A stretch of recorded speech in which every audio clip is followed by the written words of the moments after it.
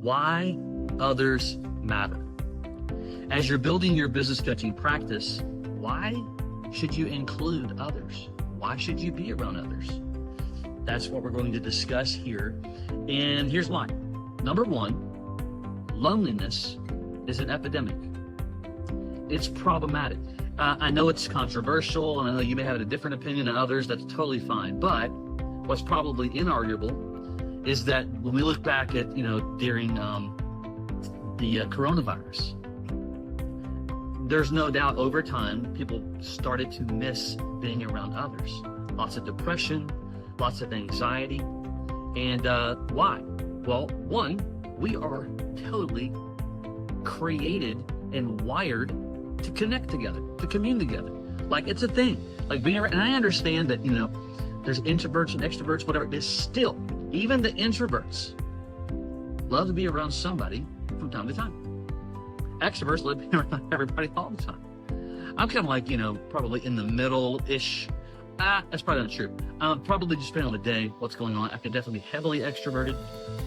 Or if I'm task-driven or a project got going on, whatever, I'm definitely can be a little more introverted. But the bigger, broader point is that loneliness is an epidemic. And when you're building your business coaching practice, those coaches who are smart understand that I've got to build in community to be successful. It's a rarity, if it happens at all, that someone can build a solid 6-figure, 7-figure business coaching practice by themselves. Because it's difficult to be on your own and to be alone. We're going to talk about that. I'm going to share some potholes to avoid. I want to encourage you, as you're building your business coaching practice, I want to encourage you the things to avoid. Also, 3 specific areas that you need to focus on to build community for success. Doesn't matter at what level you're at, doesn't matter what you want to earn, you still need to do it at some level or another.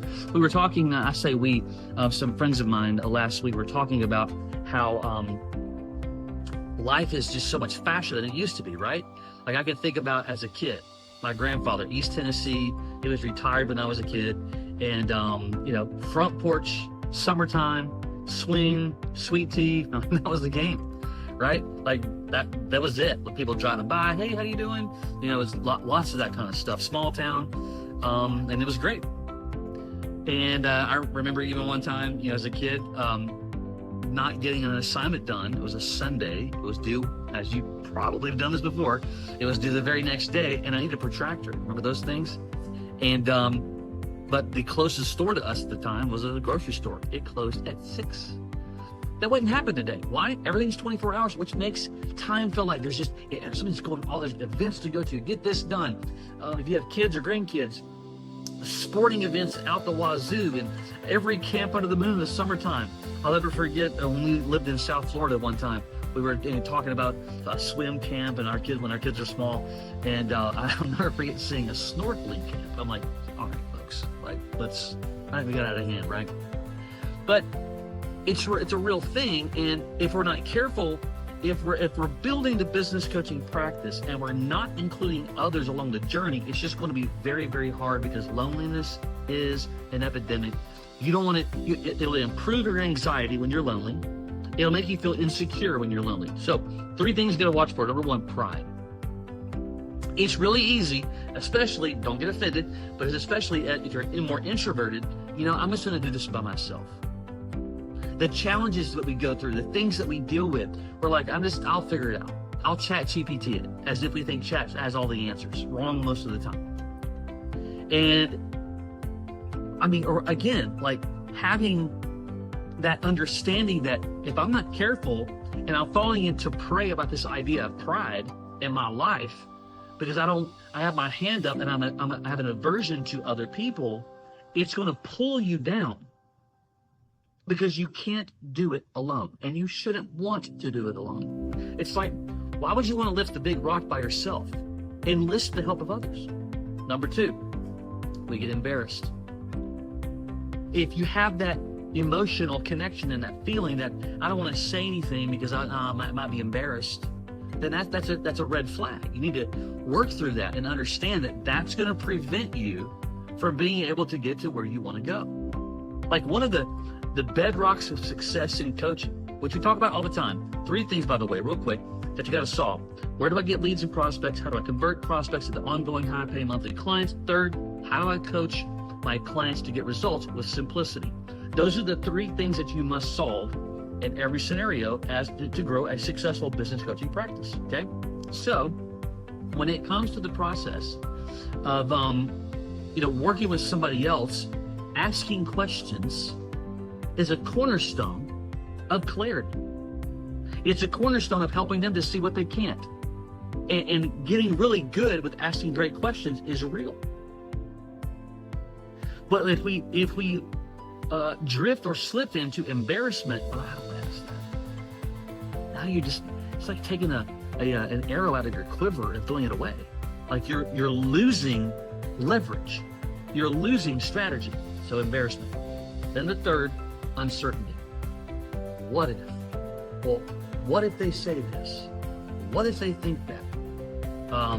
What are we going to do? Like, we have all these different what ifs, and that uncertainty prevents us from putting, say that 5 times, from putting, there you go, the next step forward. So these are the things that you definitely, like, it's your danger zone. Like the road is out. The potholes are big. Embarrassment, pride, and uncertainty. And those are some of the things that you're going to have to wrestle with avoiding. And again, everyone's meter on how they feel about being introverted or extroverted is probably going to speak into that. But here are the 3 levels of community that you need. And I want to be careful to go, you won't be successful if you don't bring these levels into your life as a coach.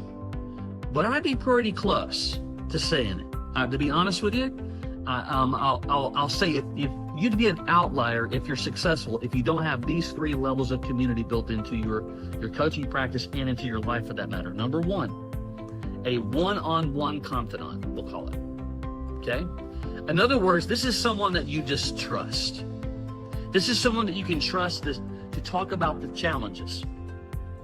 This is someone that you don't mind like being embarrassed, or not that you would be embarrassed, like you would actually be embarrassed. Like that emotion doesn't come across because the trust level is so big with this individual, and you care about them, they care about you, and it matters. Now, this can be a one-on-one coach. For context, like in our business coaching system, as we have all the resources, the tools, the whole thing, we do it with you, but we give you a one-on-one coach as well to work on the strategies on growing the business.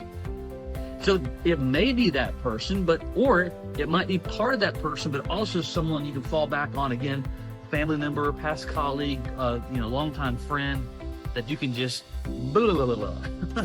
Is that a word? No, but you get it. But you just get it off your chest. Because when we don't have that, this falls back to the pride and embarrassment. We hold it all in and we harbor it, and that's dangerous. Very, very dangerous. Second thing, peer groups.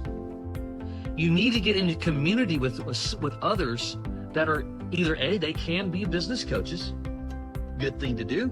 They don't have to be. They can be others that are building and growing businesses, and just sharing and strategizing the challenges and the ups and downs, the goods and bads.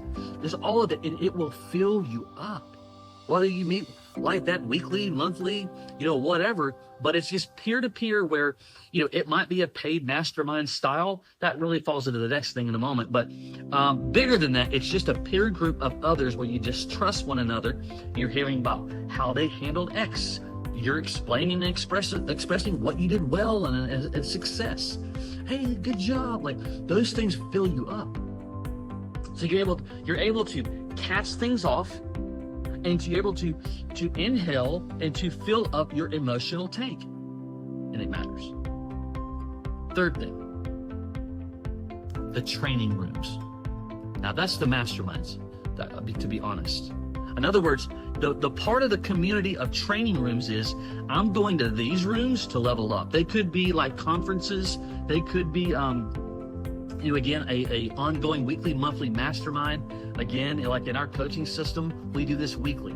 We have different types of levels of training rooms, if you will. In other words, virtual calls that are specific to a topic. We've got, acceleration type of calls. We have just get your very first client type calls. We have other types of celebratory calls.